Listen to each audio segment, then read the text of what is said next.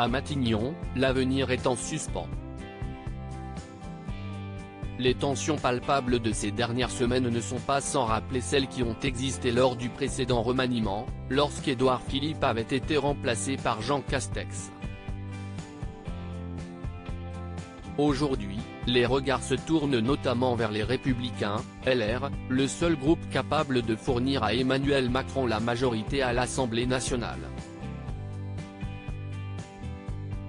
Les noms de Christine Lagarde, présidente de la Banque centrale européenne ou encore, celui de François Baroin, maire de Troyes, ont été évoqués.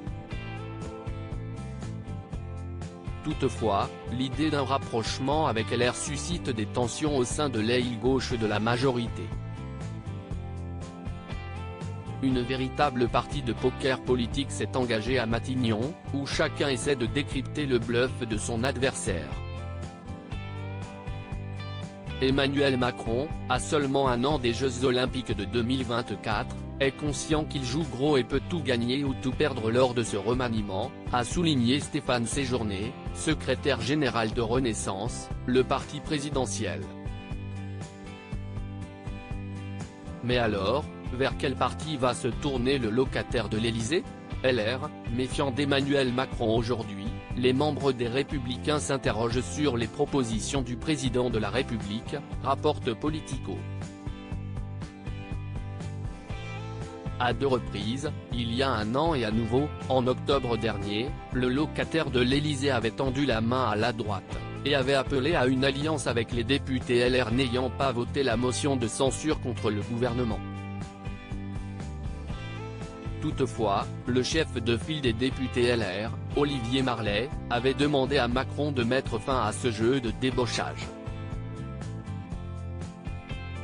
Au milieu de toutes ces rumeurs et spéculations, l'avenir politique d'Elisabeth Borne reste incertain.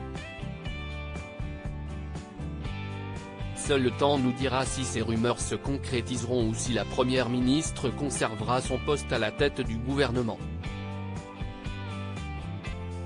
Article écrit en collaboration avec 6 médias Crédit Photo, Sandrine Tézia Panoramique.